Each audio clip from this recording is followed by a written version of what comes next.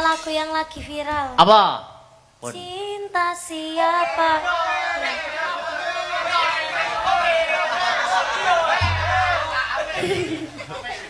Cinta bojone Akbar.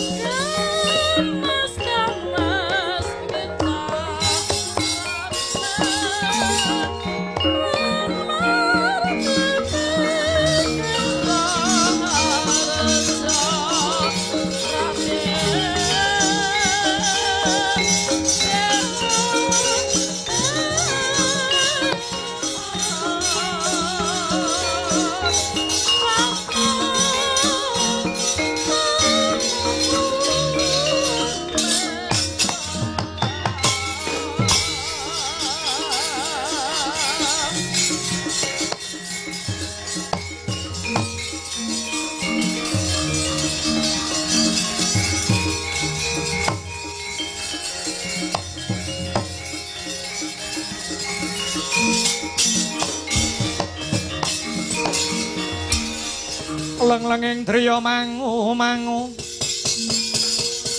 mangun kung kanduhan rimang lir-lena tanpa kahanin lir-lena tanpa kanin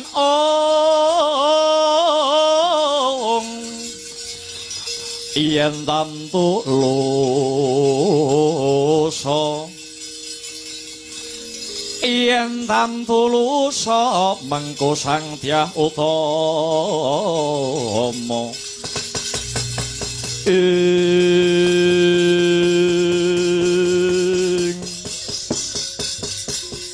Nyanyi aji ing Ngamarta. Kirang langkungipun critanipun mekaten. Ing ajeng kula pun nyejarahaken larah-larahipun lairipun ratu ingkang hambek nista Budi Candala. Nuwun inggih menika ratu saking negari Giri Bajra ingkang ngajejuluk Prabu Jarasandha. Kula sampun nyariosaken wujudipun lairipun Prabu Jarasandha. Pramila saking menika Yayaji Ngamarta ing ajeng Kang Raka sampun mbabaraken menapa ingkang dados syarat sarana lumadining upacara syukur sesaji Raja Suya. Dene syarat ingkang angka 3. Dene syarat ingkang angka 3 nuwun inggih menika upacara syukur sesaji Raja Suya kedah mawi tumbal. Tumbalipun nuwun inggih ratu ingkang watak angkara murka. Mboten wonten sanes kejawi namung Prabu Jarasandha ratu wingking saking negari Giri Bajra kala wau. Menawi Prabu Jarasandha mboten dipun pejahi tartamtu Prabu Jarasandha badhe kedlarung-dlarung anggenipun badhe adamel rerisak wonten ing Madyapada. Awit menapa? Awit paduka Yayi Puntadewa anggadhahi cas. Nuwun inggih menika sesaji Raja Suya. Kamangka sesaji Raja Suya kala wau kedah dipun rawuhi ratu 100 negari. Lah ing ripalenggan sakmenika Prabu Jarasandha inggih kagungan gegayuhan ngawontenaken wujudipun sesaji ludra. Syarat sarananipun sesaji ludra kala wau nuwun inggih bekakak utawi nyembelih ratu cacah 100 negari. Tegesipun syarat sarana sesaji Raja Suya kalian syarat sarana sesaji ludra sesajinipun Prabu Jarasandha menika tabrakan utawi cengkah. Sing siji arep ngrawuhke ratu 100 negara, sing sijine bakale nyembelih ratu 100 negara. Pramila saking menika duh Yayi Prabu mboten wonten margi sanes kejawi namung Prabu Jarasandha ratu ingkang dados suker taning jagat memawalaning bawana kedah dipun sirnakaken. Nuwun inggih Koko Prabu mangestokaken dawuh sawergung asirajanma mangsa baranga Koko Prabu Kresna anggenipun budidaya kang sarta angreka daya murih prayoganing lampah. Kula badhe nganti Kang Rayi Jodipati nuwun inggih Yayi Werkudara dalah Yayi Madukara Yayi Janaka. Werkudara Jlitheng Kresna kakangku ana dawuh mapa? Kantinen anak-anakmu aja nganti keri. Iki mengko kok yen negara Ngamarta katekan mungsuh saka njaban rangka iki wis cetha ngeglo kang tanpa warana lamun musuh kuwi mau utusane Prabu Jarasandha. Mangkono Jlitheng Kresna kakangku. Ya Werkudara pancen kawara nyata. Dina iki kalamun ana mungsuh kang anekan negara Ngamarta arepe ngerangket Yayi Puntadewa lawan panjenengan ingsun kang sarta Koko Prabu Baladewa iki cetha kalamun utusane Prabu Jarasandha. Nggo sik Kresna. Kok iso aku melu arep dirangket? Arep ngerangket Yayi Puntadewa, arep ngerangket kowe? Arep ngerangket aku barang iki? Sing ndok karepke piye Kresna? Sakmangke Prabu Jarasandha sampun kasembadan ngerangket ratu cacah 97 negari. Prabu Jarasandha wis kasembadan ngerangket ratu cacah 97 negari. Kagem jangkepipun mboten asanes niki mengke Prabu Jarasandha ngutus Ratu Srayan. Kagem jangkepipun kinarya upacaranipun Prabu Jarasandha ingkang winastan sesaji ludra. Prabu Jarasandha badhe ngrangket Ratu Ngamarta Yayaji Ngamarta ingkang angka kalih badhe ngrangket kula Ratu Ndwarawati kang Kang Sarta ngrangket paduka Koko Prabu Baladewa. Edan aku melu hitungan. Nuwun inggih, lakar kados mekaten kasunyatanipun Koko Prabu. Edan. Nek ngono, aku tak melu kowe. Aku tak bebarengan melu kowe kelawan Syah Werkudara, lawan Yayi Janaka. Yen iki kono musuh saka Jaban Rangkah, Baladewa bakal melu jemangkah.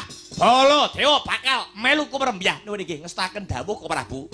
Werkudara Jliteng Kresna kakangku piye? Lan Yayi Janaka kula wonten dawuh Donjeng Koko Prabu Ndrawati.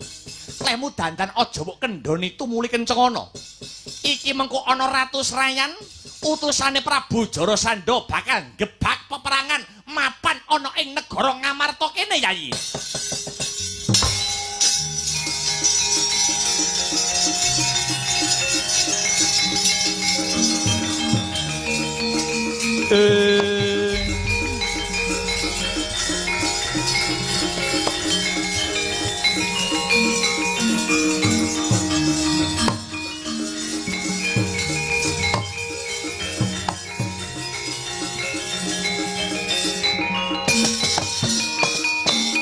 Yo yen pancen mangkono ora sah dadak kesuwen Werkudara bakal nganti anak-anakku Antarja, Gatotkaca, Kang Sarta, Antasena supaya njaga marang tapel wates negara Ngamarta. Yen iki mengko ana bobol barate perkara Werkudara kang jemangkah pun kakang ora gelem keri Yayi. Yo Baladewa kakangku melu dijaga marang kayuwananing negara Ngamarta yo. Pramila saking menika duh Nyayaji Ngamarta Kang Raka nyuwun pamit badhe jejagi wonten tapel wates negari Ngamarta sarimbet kalian Nyai Jodibati dalah Nyai Madukara. Nuwun inggih mangestokaken dawuh duh Koko Prabu. Mugi-mugi ancas utawi gegayuhanipun para Pandhawa anggenipun badhe ngawontenaken upacara syukur sesaji Rajasuya sageta kasembadan satemah Ratu 97 negari ingkang sampun kasembatan dipun rangket kalian Ratu Angkara Murka Prabu Jarasandha saged keluar saking penandang duh Koko Prabu. Nuwun inggih mangestaken dawuh Yayi. Gandanya Sekar Kehadung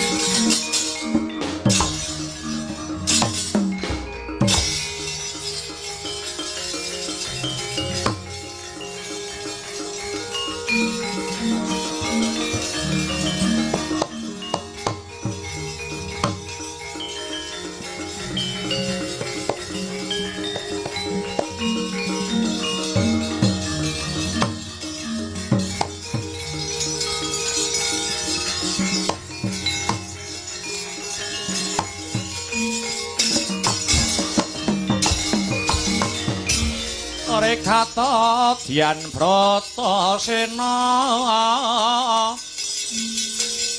kampuh poleng bang bintulu adi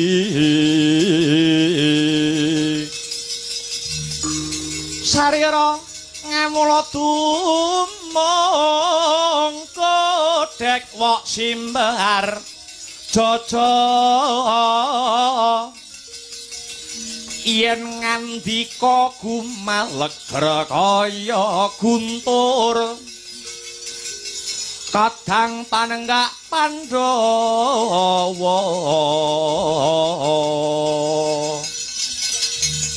kaya lindu yen maharis anakku kabeh Antareja Gatotkaca apa dene kuwi Antasena wonten dawuh Rama Kyai amiji keng putra ing jangkar bumi kula pun Antareja kula pun satriya pringgondani keng putra kula pun Gatotkaca cumadong dawuh duh Rama Kyai ana apa dawuhmu Pak apa ana kewajiban kang kudu ditindakake kelawan para putra-putramu kabeh kok nganti kok nglumpukke ning kene Mara Gage rungokno ing ripalungguhan iki dina iki ana pakaryan kanggo kowe kabeh dina iki manunggala dadi siji kelawan barisan Ngamarta Dwarawati lan Mandura amarga sajake ing ripalungguhan iki Ngamarta bakale ana pasulayan bakal ana utusane Ratu Angkara Murka ya kuwi Prabu Jarasandha kang bakal tumeka ana ing negara Ngamarta kene kowe kabeh dadi bocah nom aja nganti duweni pitakonan negara wis menehi apa karo kowe nanging pitakonane genti diwalik kowe wis labuh apa marang negaramu makaten Rama Kyai ya pancene bener kaya mangkono muga-muga antuk pengasih saka Gusti ingkang Maha Asih satemah pepunden-pepundenmu para Pandhawa dina sakmengko bisa kasembadan apa kang dadi sedyane anggone bakal duweni gegayuhan luhur bakal ngenekake upacara syukur wujute sesaji Raja Suya ngestake dawuh Rama Kyai budhal dina iki aja nganti kaya bocah cilik ngestaken dawuh Rama Kyai kumrih kang bala lumares budhaling wadya kuswa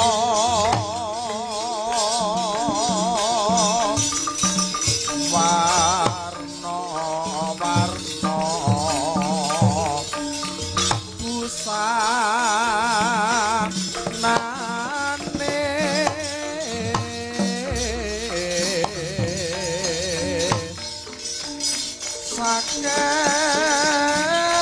sakehing prawadya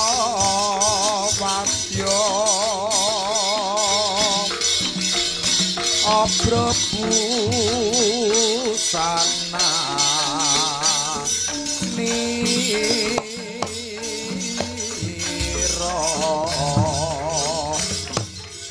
swarane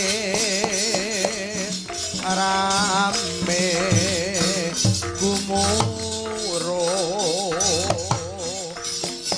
pindha ombake samudra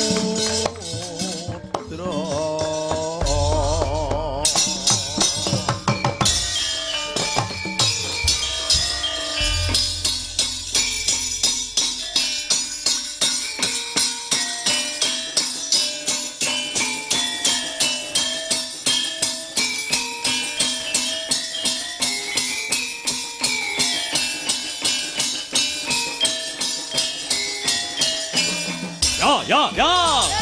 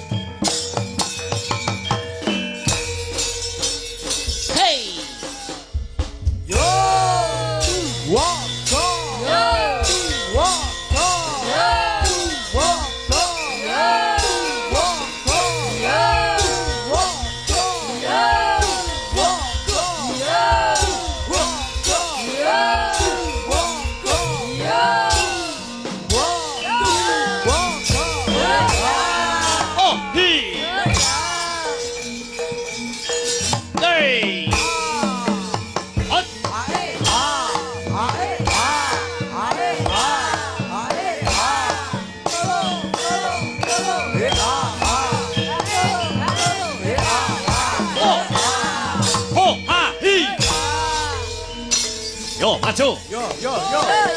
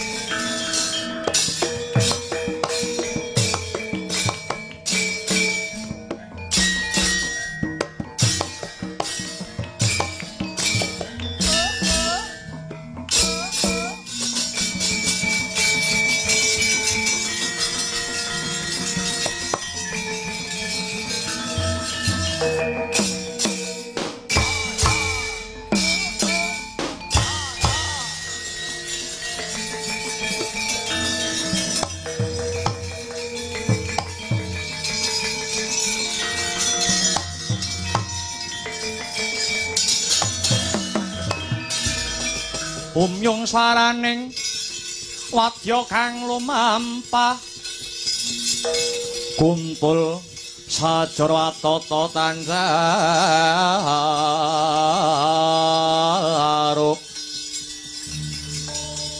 ong teni rama parana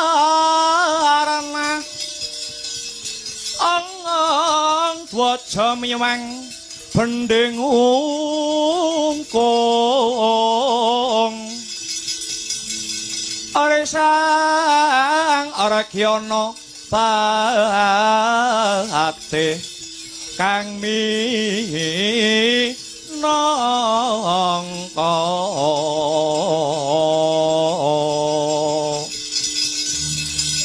cucuk ing prawadya bala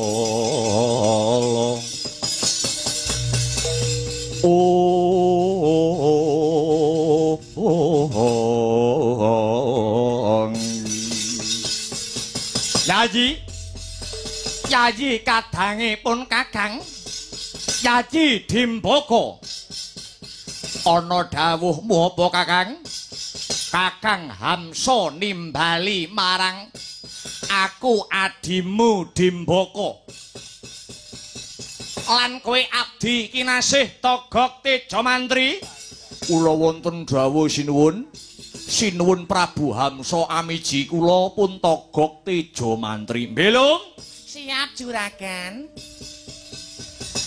ing ripalungguhan iki ngestu padha dawuh kang sarta pangandikane Ratu Gusti saka negara Giri Bajra ya kuwi panjenengane Prabu Jarasandha anggone duweni gegayuhan bakal ngenekake wujude sesaji ludra dene syarat saranane supaya lumadining sesaji ludra iki ya kuwi kudu mbekakak utawa nyembelih ratu cacah 100 negara pancen bener kaya mangkono Kakang Hamsa malah dina sakmengko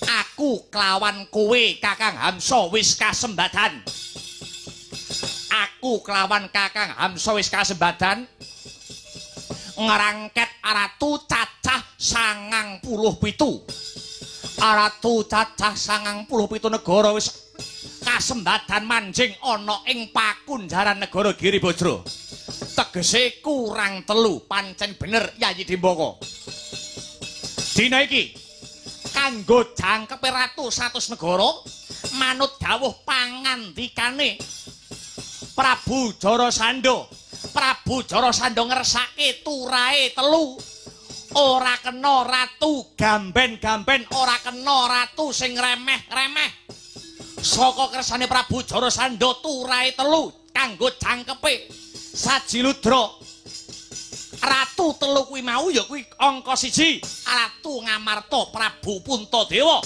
angka 2 Ratu Dwarawati Prabu Sri Bathara Kresna kang sarta katelune ratu saka negara Mandura Prabu Baladewa kuwi kanggo jangkepe ratu 100 negara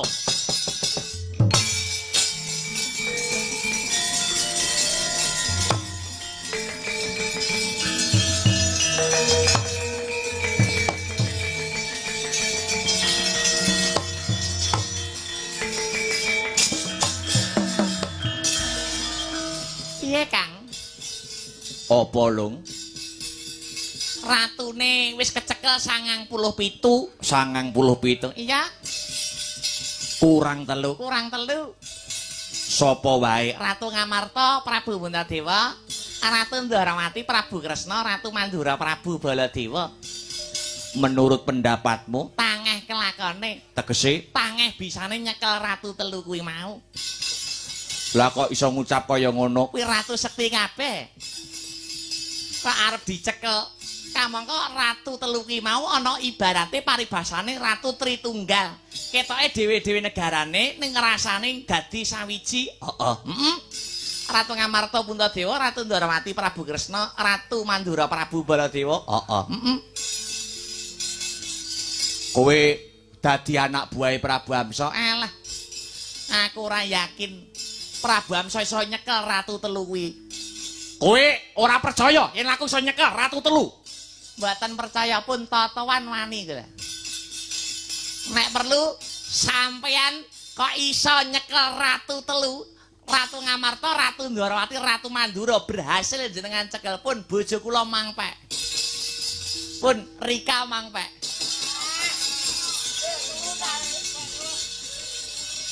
Tenane. Tenan. Wis nyepelekke aku. Walian rasamu diboko. Piye saka kersamu ora sah ndadak kesuwen ora sah ndadak kakean gunem kang tanpa guna. Togok mbelung yen ora setuju, yen ora condong kang satu rumajang apa sing dadi gegayuhane Hamsa. Sumingira. Alah, ora kelakon. Mumpung jene wektu lho, nyegat sepur. Ora nek berhasil. Ora sah kakean cangkem. Dimboko budal dina iki tumuju negara Ngamarta, ngerangket ratu 3. Ayo Kakang, tak derekke dina iki.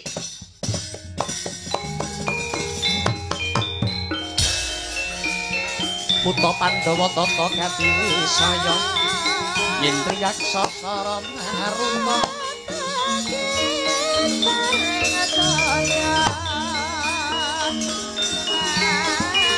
pawana bana rekana samirana lan ayang panca bayu ong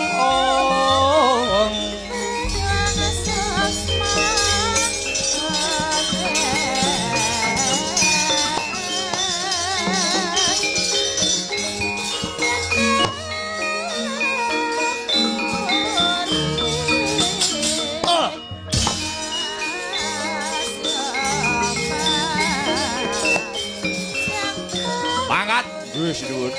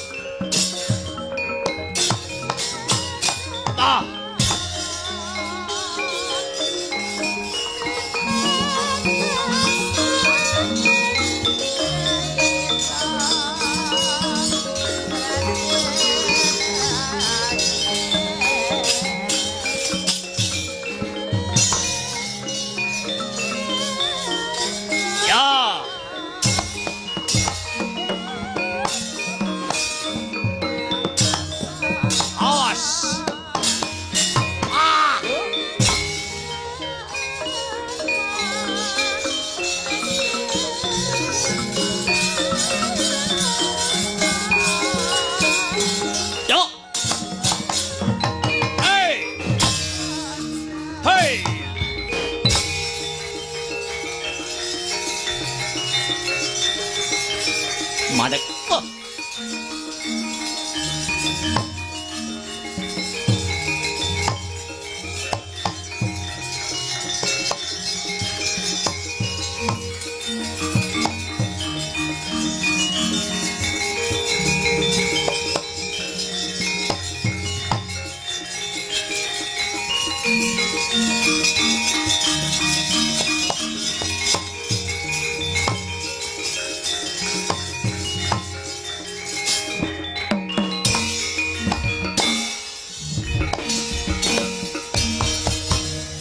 Ridho mawur mangawur wurahan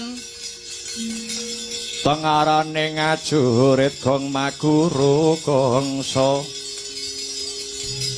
tata kaya butula wara pangri ing turangga hesti menyemang dwaja kang kekiter ora kata ingkang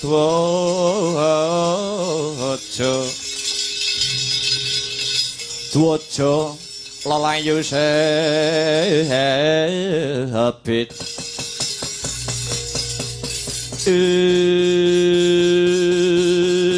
edan-edanan durung suwe anggonku lumaku saka negara Giri Bajra kepapak ana satriya Kurawaking brenga slinting-linting sampirke kuping biyuh sapa sing dadi kekasihmu? Satriya Lesan Pura Raden Haryustiaki Kaki Singa Mulang Jaya Bima Kunting Wresni Wira edan-edanan satriya Kurawaking jenenge pirang-pirang bari takon ana barisan segelar sepapan sapa sing dadi cecunduk ing laku kekasate ratu Gustiku Prabu Hamsa Temenggung kang dadi pangkatku Temenggung Salokat Mbak Salokat Katut Barat kang dadi kekasihku Salokat Katut Barat nyimpang ngiwah utawa nengen sumedya laku marang menyang ngendi ngrangket ratu cacah 3 1 Ratu Ngamarta Prabu Puntadewa angka 2 Ratu Ndrawati Prabu Sri Bathara Kresna kang angka 3 Ratu Mandura Prabu Baladewa yen wis kecekel tak dadeke syarat sarana utawa pitukon wujude sesaji ludra ora sah melu celeng boloten kebo latengen sumingkira yen isih kepengin nyawang soroting srengenge yen isih kepengin ngemut legining gulu apa abar ngopo wani karaku entek wedine kare wanine bagus kodhemu cilik dur mundhek kopat kapituke buntute ulut aping kejro kemanuk brancangan cengkang kandeling kulit wuju menggeling suduhan yen pancen wis satra sedih tanpa aji teko tanpa mekuru wataken aji coba mantep tumpang setebiat dadawel sate jotakon dosa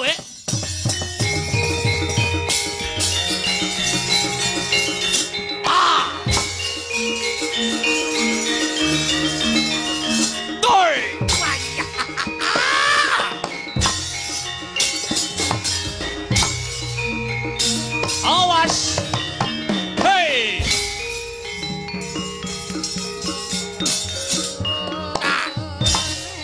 hei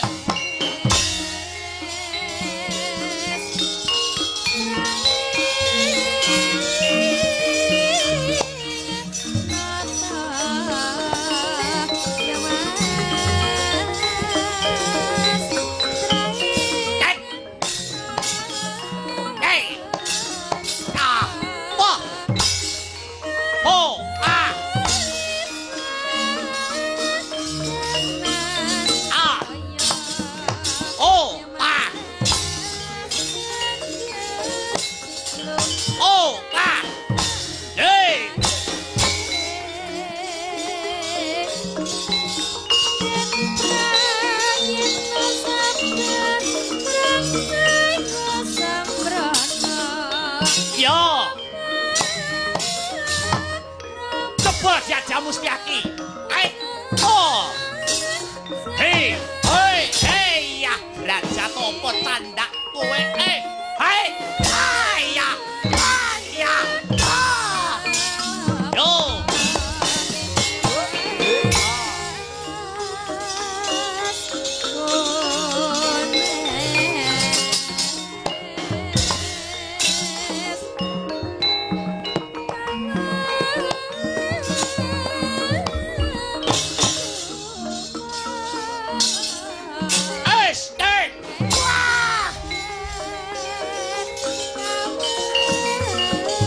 Ya.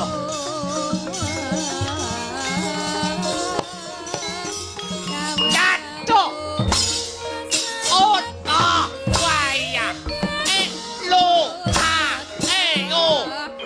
Ah, o. Lo, ah, o, o, ah. Waya.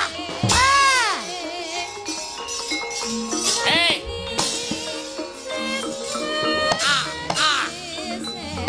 Wah, cepet ya kamu kaki. Wah,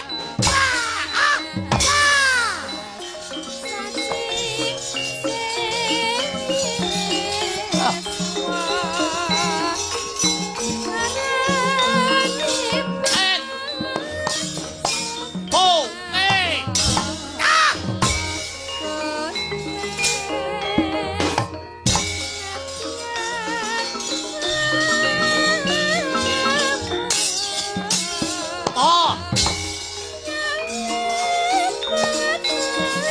hey,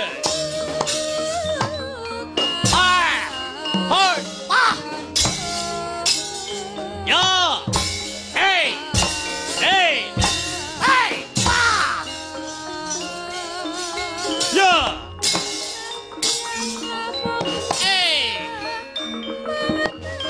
Etian, lo, ya, ya.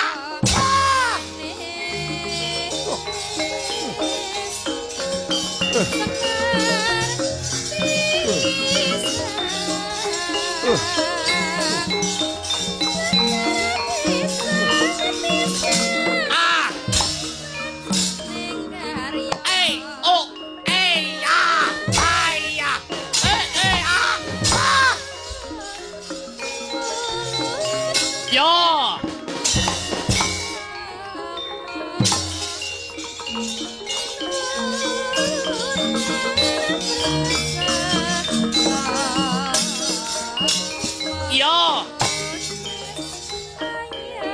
Iki menungso apa jane, hei? Ya. Ah. Oh. Hey, hey, ah.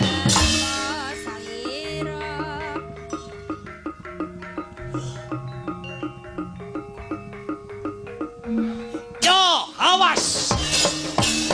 Oke. Wah.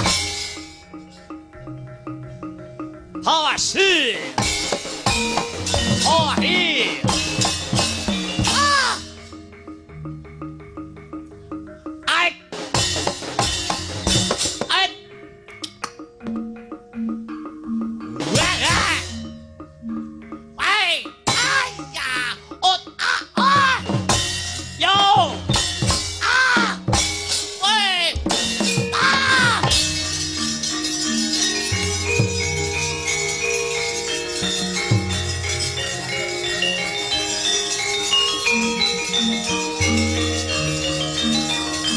Loh. Oh. Ya.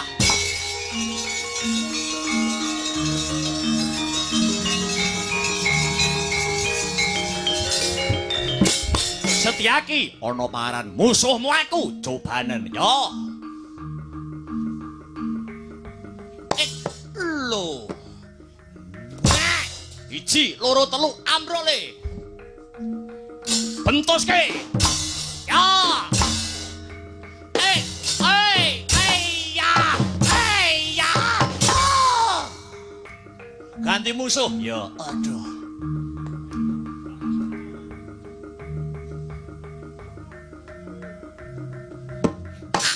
Oh. Oh, ah. Ya. Oh, ah. Oh.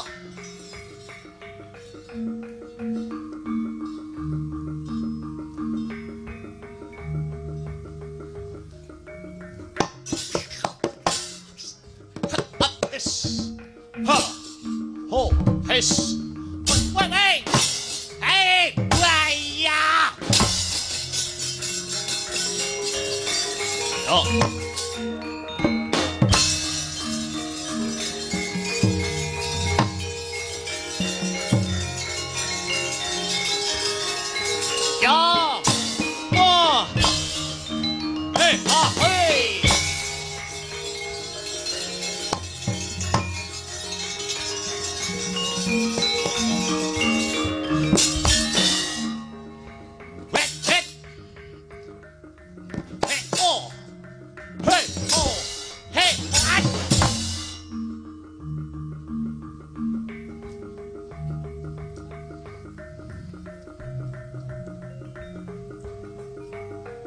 Hot hek. Het aja mung gocali. Het ayah. Wah, pedang le. Belas le. Les. Wah.